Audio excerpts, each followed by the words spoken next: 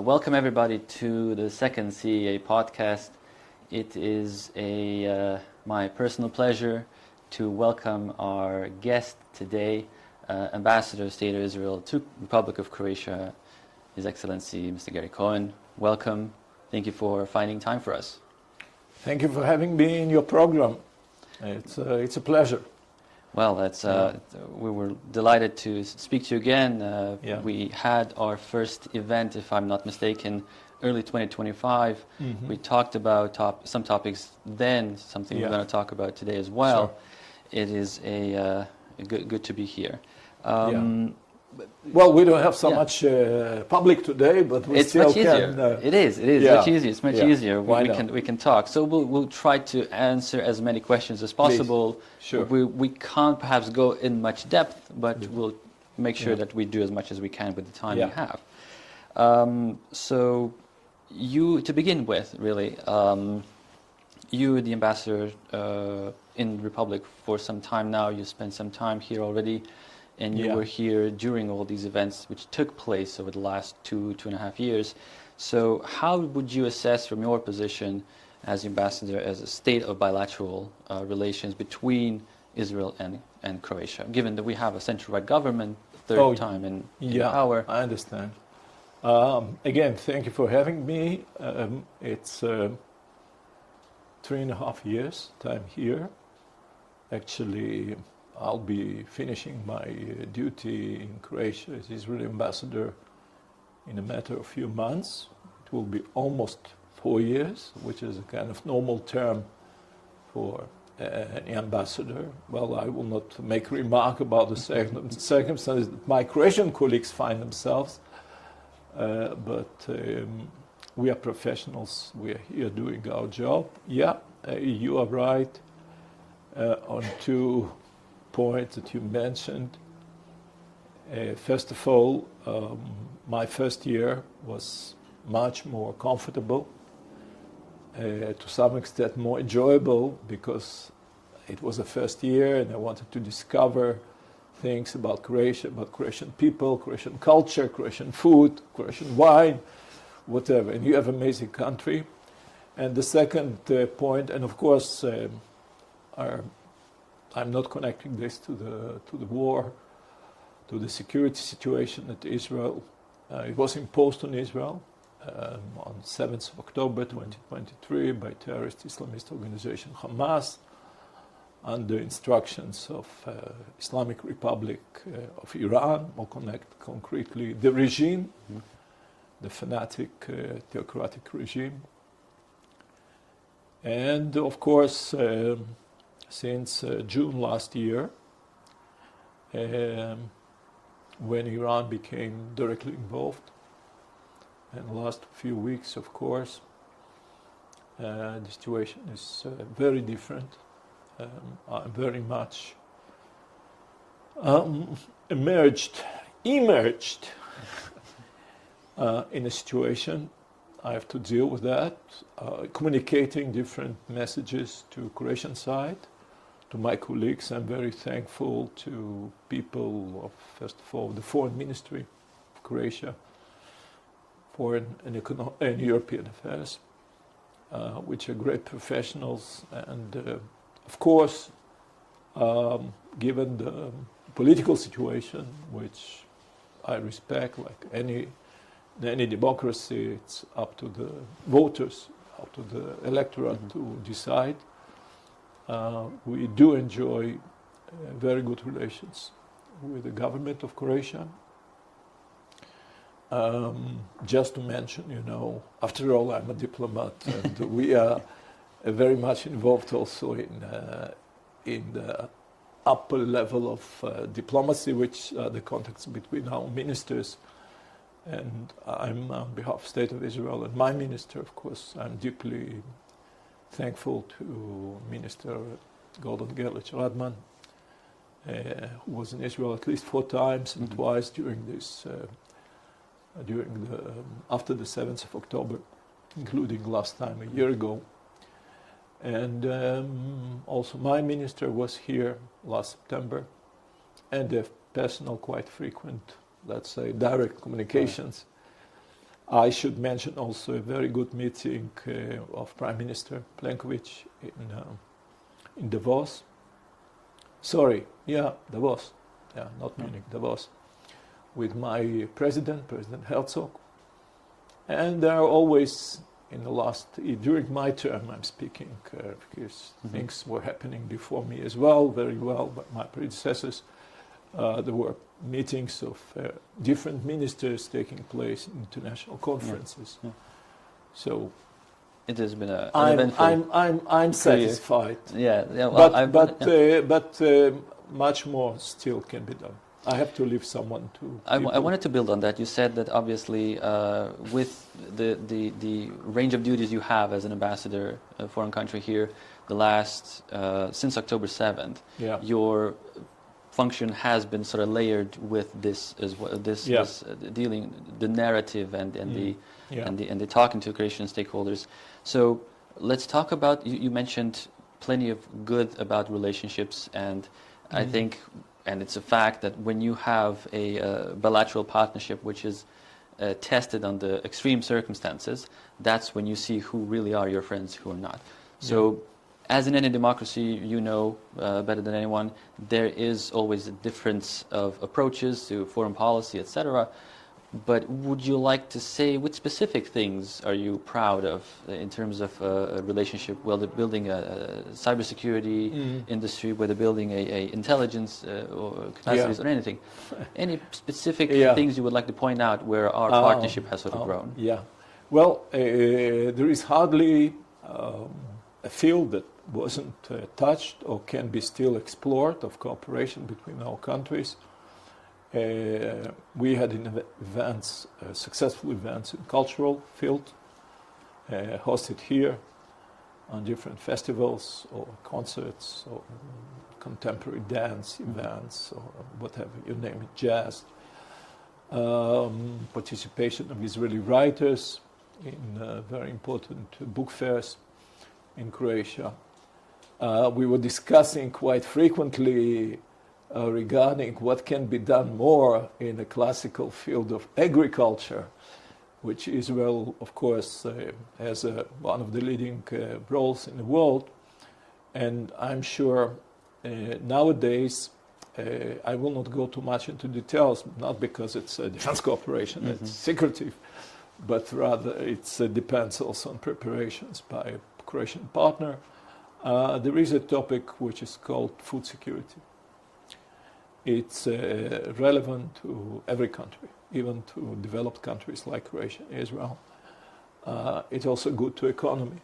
There are things that you like to import because maybe some other countries do it tastier or they have exotic fruits, which is fine. We enjoy and with our agricultural produce also in Croatian supermarkets. But I think much more structural, strategic exchange can be done. It happened in the past. There is always opportunity to renew it. There is always opportunity to adapt it to the concrete needs of your country, of Croatia. You have a capable people. You have, I'm not judging, you have problems with the land reform maybe, but it's in the good hands of your government. Hopefully Slavonia will become again strong in the field of agriculture. I mean, there are motivated farmers, good people, but it's also fields of high tech and innovation. We were discussing here maybe even cooperation between startups, field of space, exploration. We have some. And we had an excellent seminars, 2 seminars in the field of cyber, hosted together with our Croatian colleagues, government-relevant institutions, but also Croatian companies, who some of them doing very nice. I'm not here to promote and to mention names. And academic scientific cooperation, again, I'm full of admiration to achievements of your scientists and your academy, your universities. In some fields, it's first class, and we can really do things together. And normally, we don't speak about defense. Yeah, I wanted to. I'll continue with the questions. I just have to. So Israel has mastered this cluster concept. So you have private sector connected with academia, connected with the industry, connected with other stuff. So do you think there are lessons to be learned for Croatia in various fields of technology? Actually, yes. I'll give you just one example. And I'm, again, thankful including to Minister Gelic Radman, who raised this issue during his visit in Israel a year ago.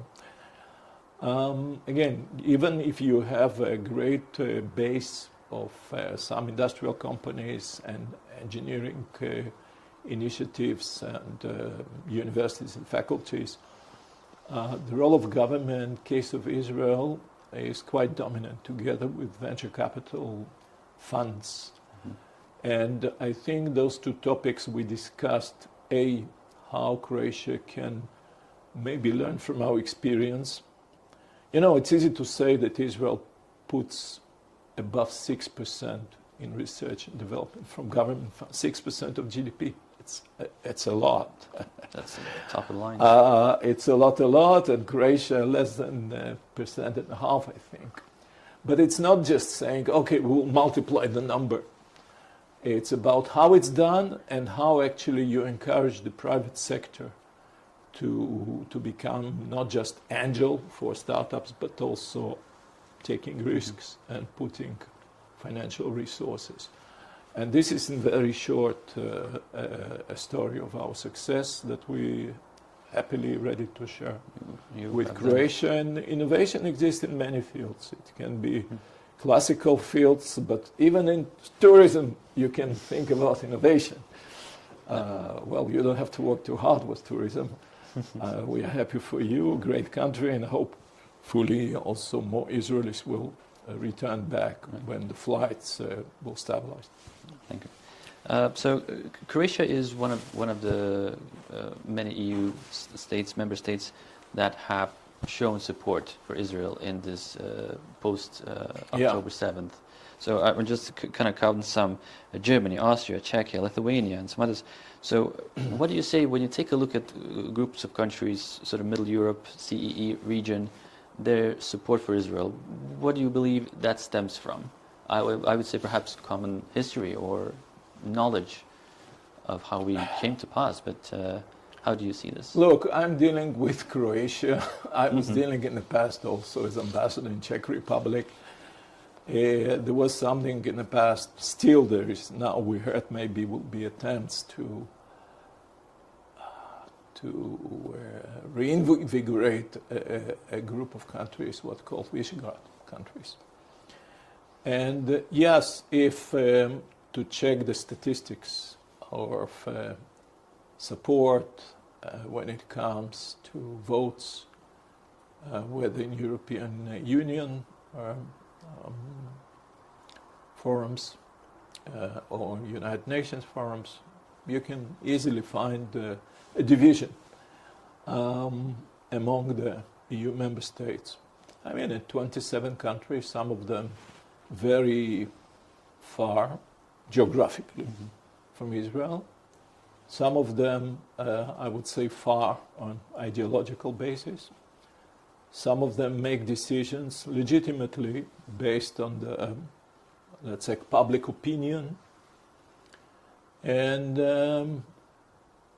so I'm not saying that Israel is the only case that there is disagreements among the EU member states, but yes, and of course my role, and I'm thankful again to the Croatian government and to those people in Croatia who are standing with us, trying to understand what is the background of the developments, very dramatic developments that I'm sure we'll touch later, in the Middle East.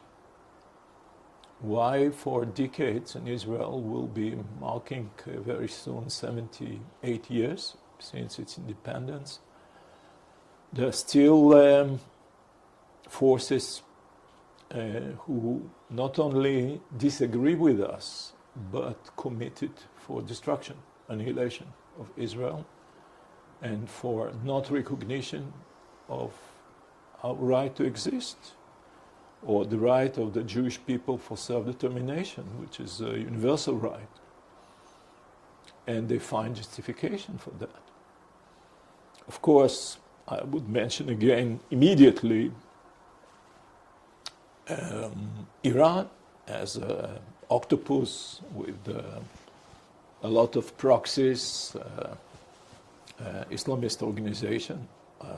Doesn't matter. Iran is a Shia theocracy, and we are saying fanatical because they are obsessed with, since Khomeini came to power 47 years ago, almost 50 years ago, to not only for slogan death to Israel, but also for investment in capability, creation of this ring of fire around Israel, with Hamas and Palestinian Islamic Jihad in Gaza, with Hezbollah in Lebanon, with Shia militias in Iraq and Syria during the days of Assad, and the Houthis in Yemen and Iran itself. So to say it's intolerable to us, it's will be understatement.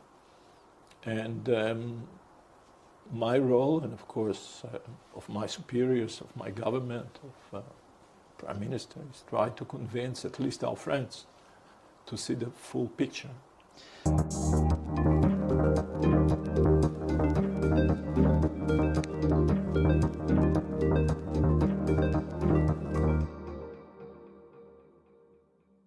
Well, we're back after a short break. Yeah. Thank you for staying with us during this time. You mentioned before we went on a break about the evil tentacles of the Iranian evil empire. Yeah. So these tentacles have sort of come closest to us in the neighboring country of Bosnia and Herzegovina.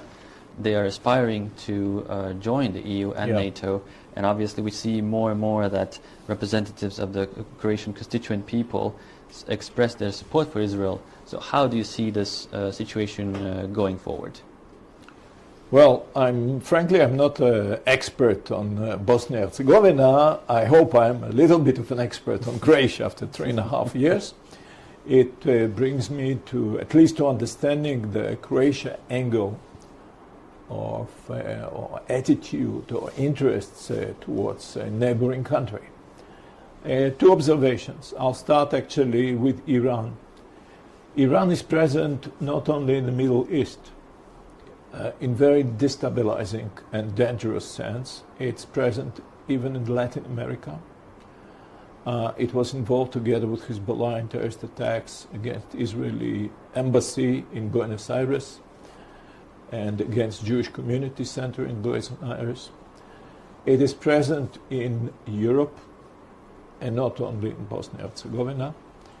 I don't want to, not being an expert, I don't want to, to exaggerate, but definitely the presence in Bosnia and Herzegovina, I guess your colleagues in the intelligence community are much more aware.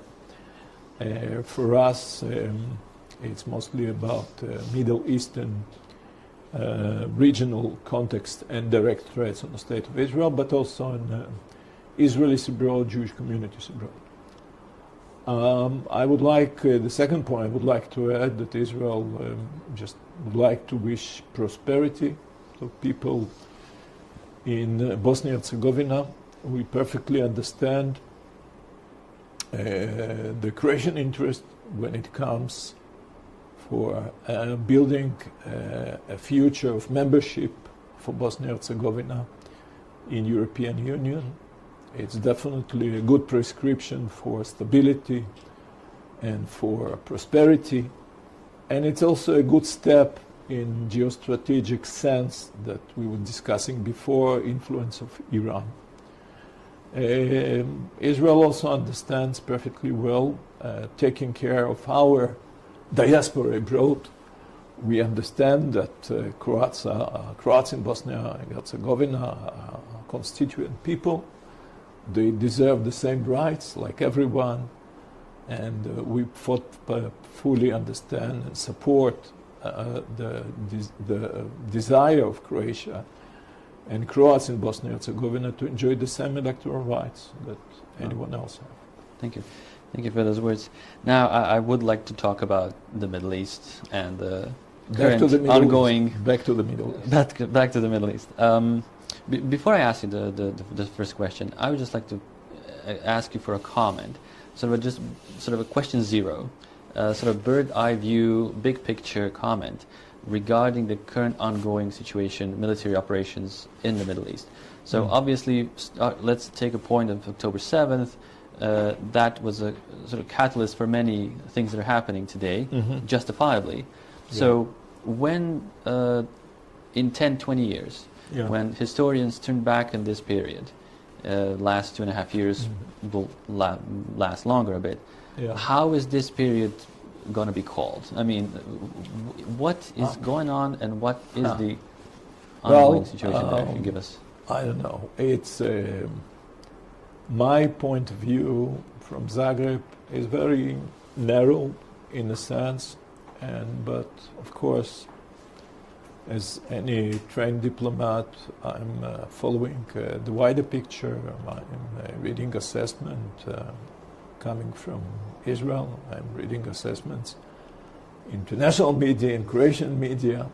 Some of them overlap, some of them not necessary. It's also a matter of intelligence. From a military point of view, everyone is intelligent, I hope, and some kind of attitudes which, not surprisingly, connected also to remoteness.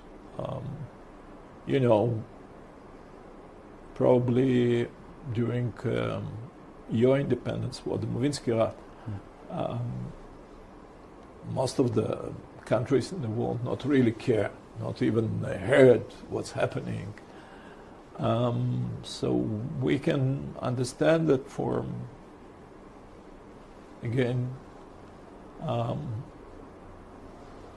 many politicians, for many political parties and countries, this is a problem for someone else. It's something that the big guys should deal with that, and we should take a distance, and not only geographically, but also on the level of involvement. There is nothing wrong with that, but it shows the difference of perspective and the assessment. Definitely, the situation right now is unpredictable. I can tell you, if you like, now or later, what we feel that we achieved, why we had to act, and why others don't necessarily like it, but they're not in our shoes, and they're not facing the same level of threat. And unfortunately, not everyone understands or justifies what we do, because they not necessarily agree what we see as existential threat. And if you don't feel existential threat and you're somewhere living on Mars, on Venus, I don't know, so you don't care. But sometimes you have ideological positions, you have, as I mentioned before, maybe things that you have to respect as public concerns, and we fully understand the concern regarding energy prices. But what is the other side of the coin is the extortion made by Iran that creates the situation on purpose in order to create pressure on whom? Of course, on US and Israel. So for us, and maybe I'll stop here on this question, for us it's a matter of survival. And for us, we are taking threats literally, and not only because the slogans of death to Israel in the last almost 5 decades coming from Tehran, but also because of their nuclear program and long-range ballistic missiles program, and the ring of fire, the proxies that were operated and still operated by Iran. As long as it continues, it looks not necessarily a good perspective. But again, the achievements. I was just about to ask you exactly. We are satisfied to a great extent.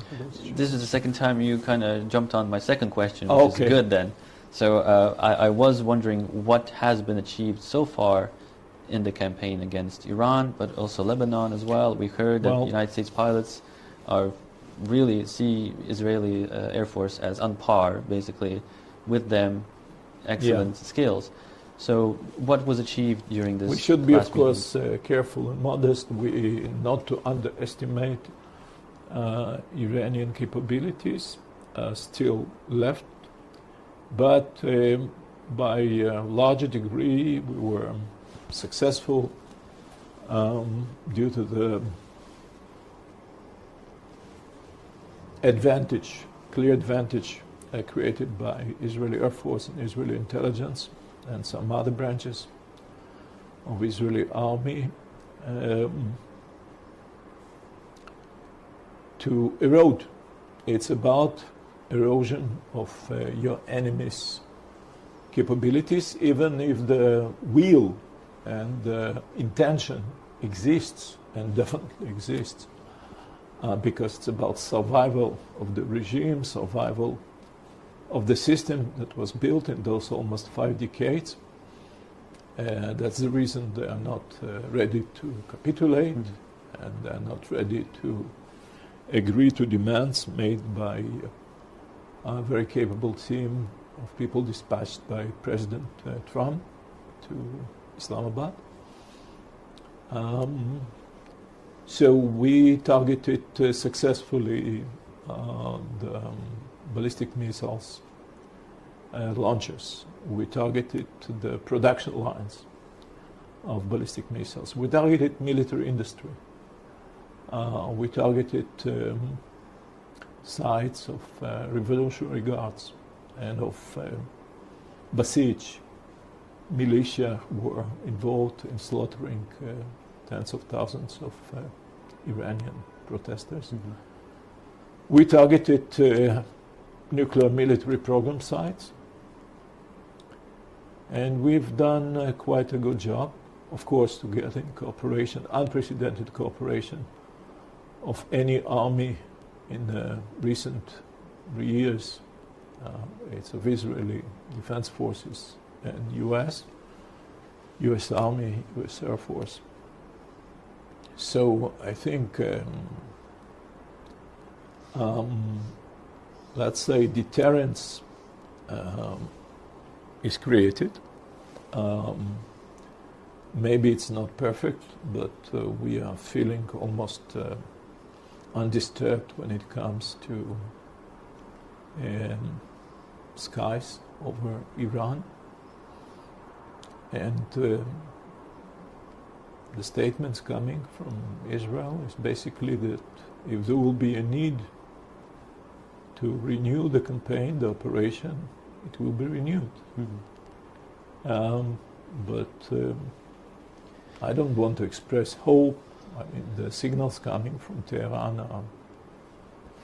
are very negative, so they're very much determined. I wanted to, so right now we have a joint campaign of U.S. and Israeli forces in Iran. So would you say that the interests and sort of conditions for peace are the same on both ends? Because for the United States, you have Strait of Hormuz, you have global economy, you have sort of wider impact. And for Israel, this is a matter of survival and destruction of the regime, causing and financing terror groups around. So Houthi, Hezbollah, and Hamas. So again, I don't want, it's also, it will be too presumptuous of me to try to define. And what is the real expectations? Yeah, well, we are satisfied. We are supportive of President Trump's plans. We are very much thankful for joining, being together in this campaign against Iran. And, I should have mentioned before another achievement, of course. It's not only about military infrastructure, it's about chain of command, it's about eliminating the leadership, the obsessive, fanatical leadership starting from Khamenei himself and military commanders, leaders, which is quite a significant part of the campaign. I can just tell you that I'm pretty sure that we are well coordinated on the highest political level between Prime Minister and President Trump, and on military level, intelligence. So of course, U.S. has global interests, U.S. has internal national interests, but I guess we are on quite solid grounds. Yeah. So we mentioned in the beginning countries that support Israel in its fight. Now we also see many Western nations who are hesitant to join the campaign.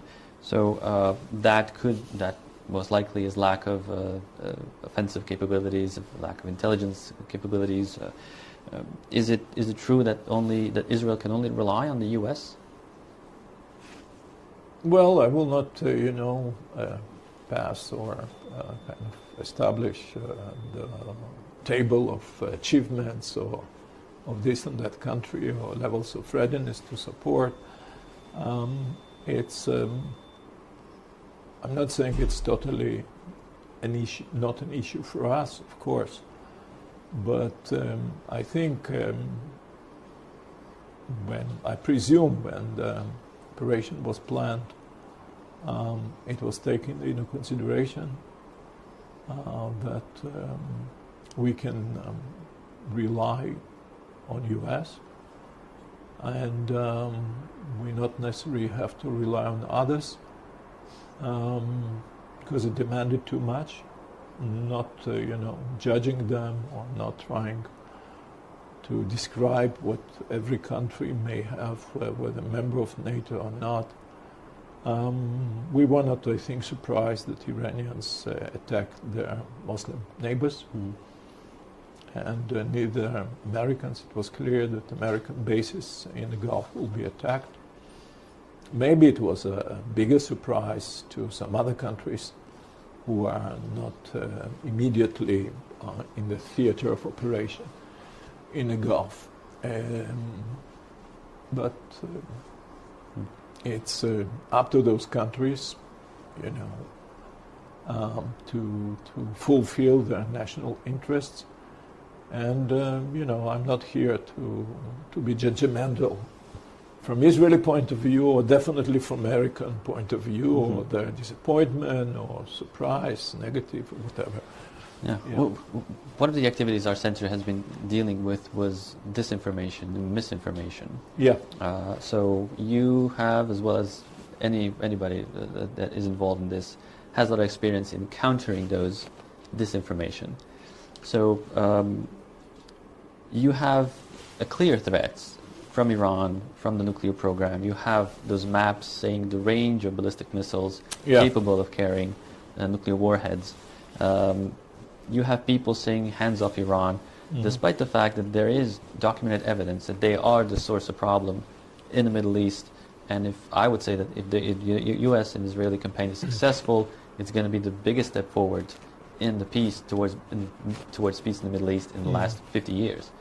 So can you just tell us, to those who say don't attack Iran, what would have happened if Israel did not respond in a way that responded? Well, I think we were very clear on the first day of the operation Roaring Lion started that it was I wouldn't call it a dilemma.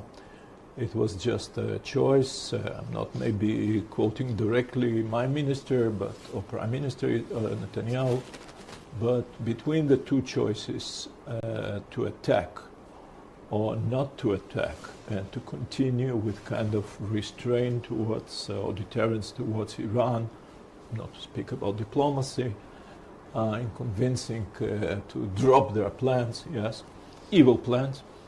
It became obvious that time is not on our side.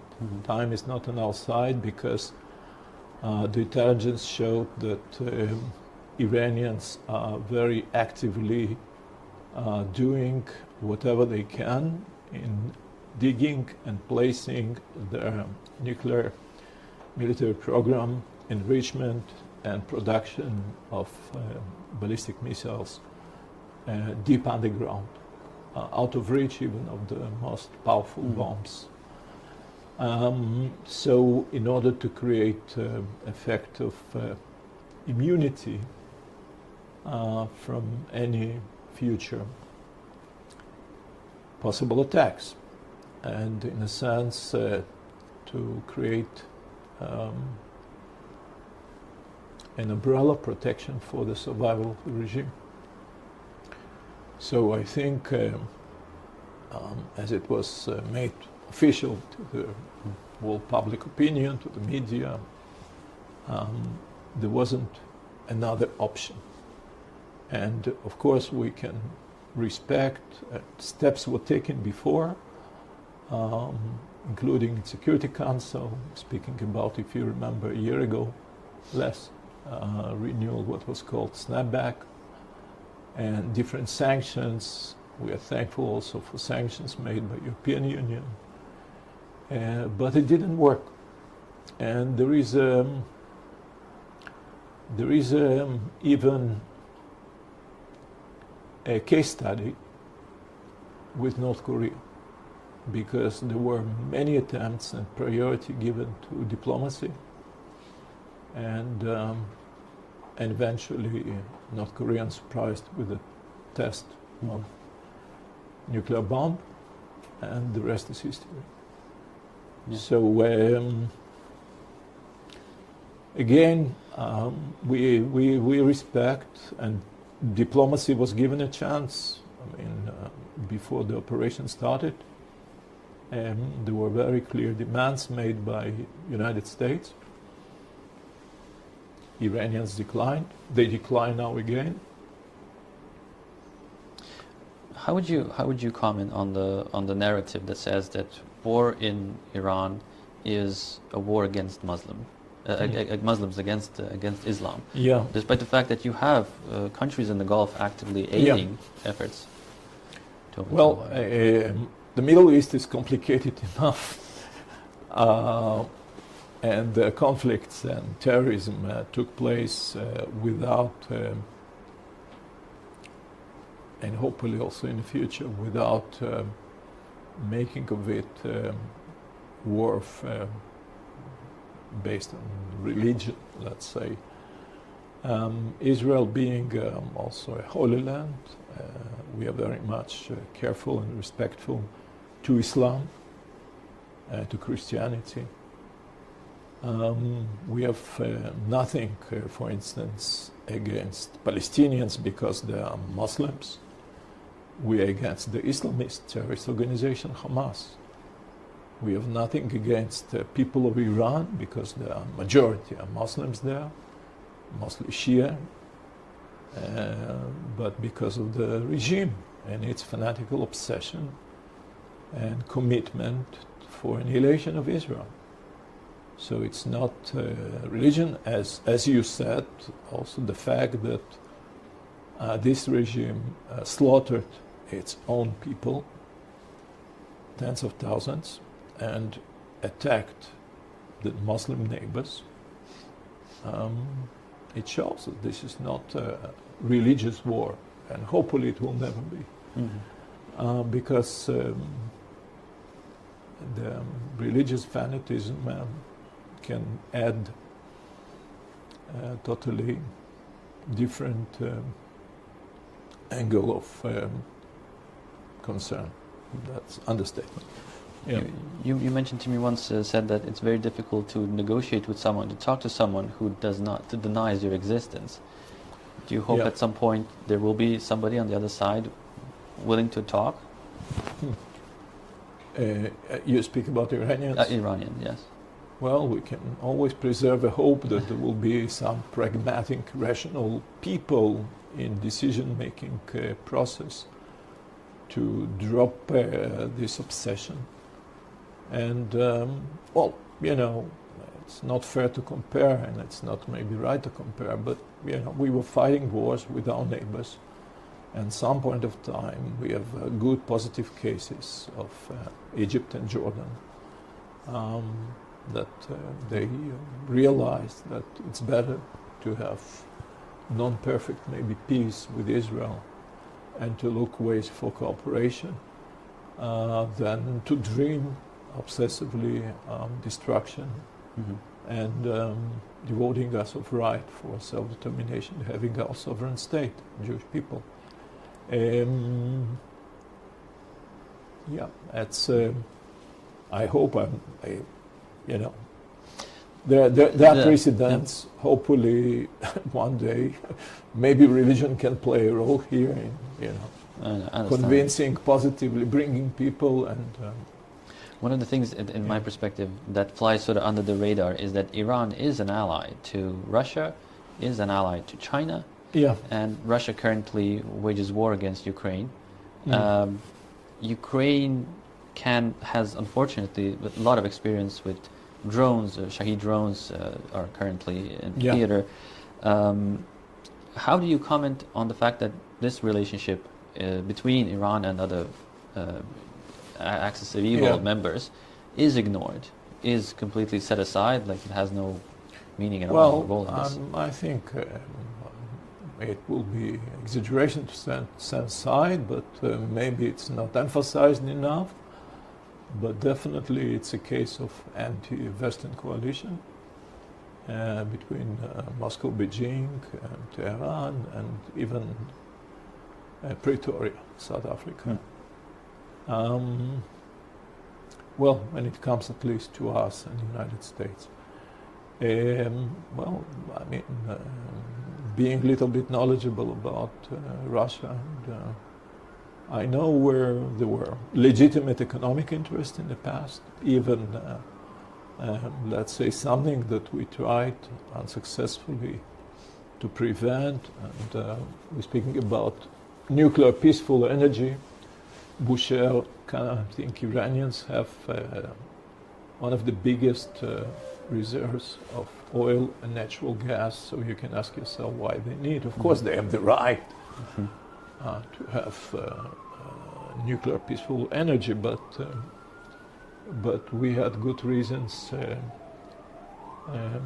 try to prevent it, because it creates know-how, it creates technology, and the fact is that the same engineers and scientists who were involved in peaceful Russian nuclear program in Bushehr, they became the experts in also military program.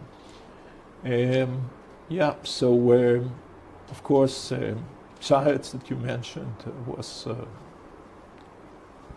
another investment that strengthened the relations between Moscow and Tehran.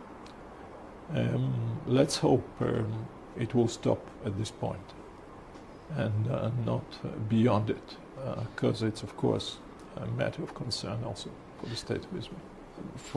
I'm going to talk about the tension right now of the world is Iran, Iranian campaign. What about Gaza? What about the situation there? Obviously, how much of a foothold Hamas still has in there, and for people claiming that now Hamas should talk to Israel, if you read their charter, it's impossible, because they view the conversations, all that literally says that no, this is not going to happen. This is just a setback in our war against Israel. That's one of our biggest challenges, is indeed to convince our friends that they should be very much aware about the ideology that drives this hate and desire for destruction of Israel. As long as it exists, we will not be able to speak about peace between Israelis and Palestinians. And by the way, we were speaking about this ring of fire created by Iran. One of the immediate objectives, it was to derail any peace process. And it was also to derail Abraham Accords, and everything starts and ends in Tehran. I mean, Hamas, without financial support, without training, without weapons supply. There are no one. They are not challenge for us, but they became a great challenge because also of the tactics of human shields. Yeah.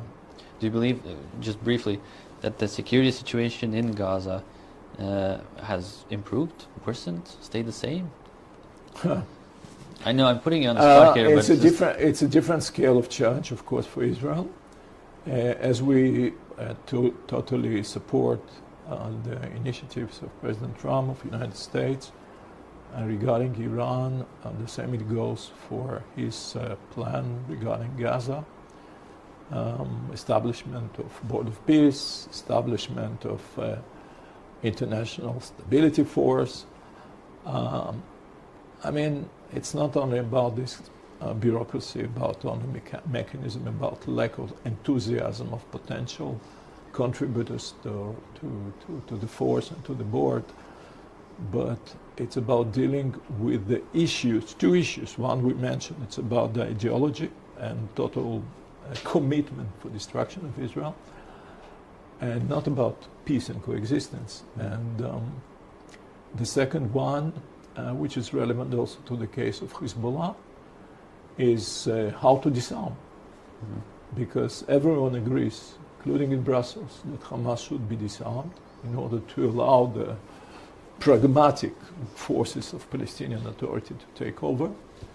But Hamas is not ready to disarm. So who is doing to do a job? Well, let's leave it with a question mark. Yeah. So international institutions, for example, UN. Yeah.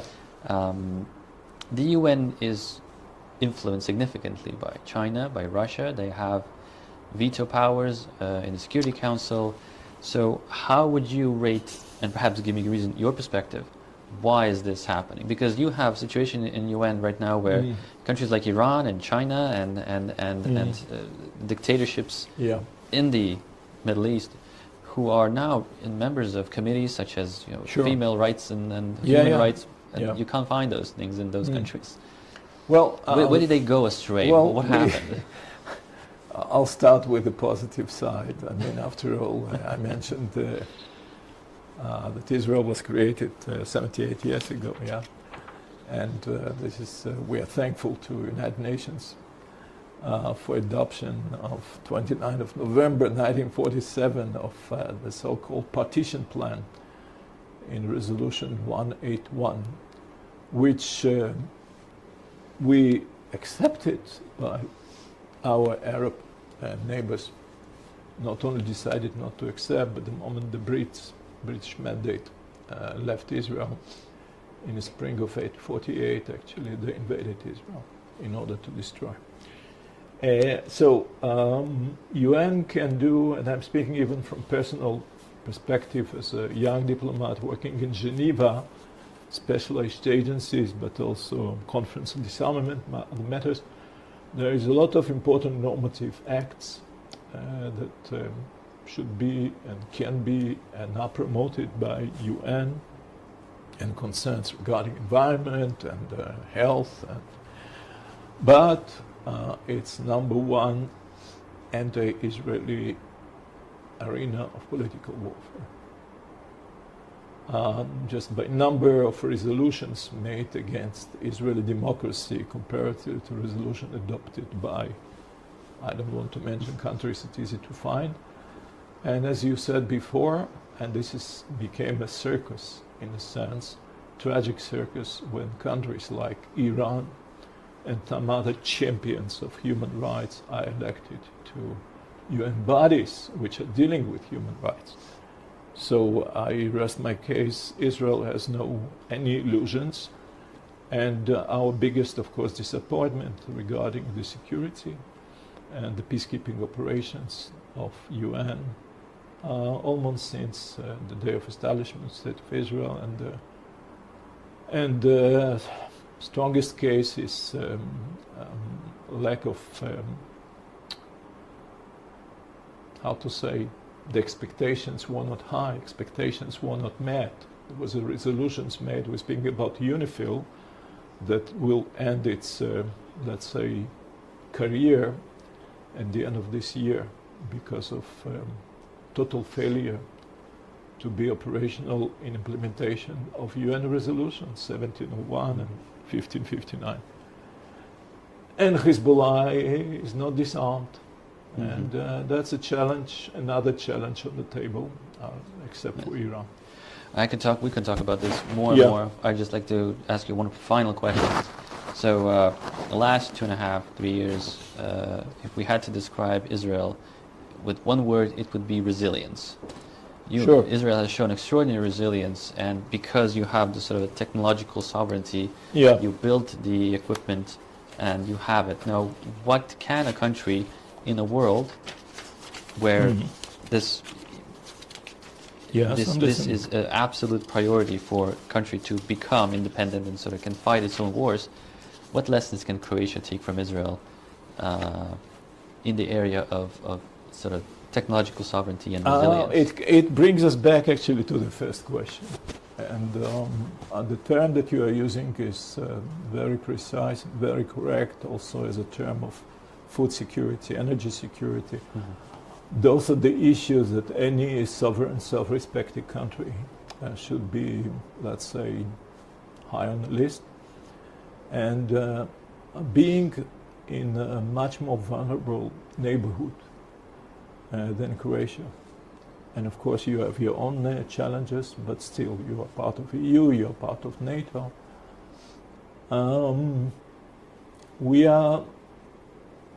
We did a lot of things by autonomously, independently. But I think the effect can be much stronger if we cooperate with our friends, and Croatia is one among them. Definitely there is such an interest, especially if there won't be any ideological or other biases that may preclude this from happening. It will be very unfortunate, but again, Israel is quite capable, having strong scientific engineering base, showing already that we are a startup nation, and we are doing quite nice economically, despite the challenges, despite the very big expenditure on our needs of defense. That's also one of the engines of the economy. So I preserve a hope, and I strongly believe that we can do more, we can cooperate. Sky's the limit. Mr. Ambassador, Your Excellency, thank you very much for your time. We reached the end to all of us watching. And we apologize to the viewers for for a short break we took, but we'll see you next time in our next CEA podcast. Okay.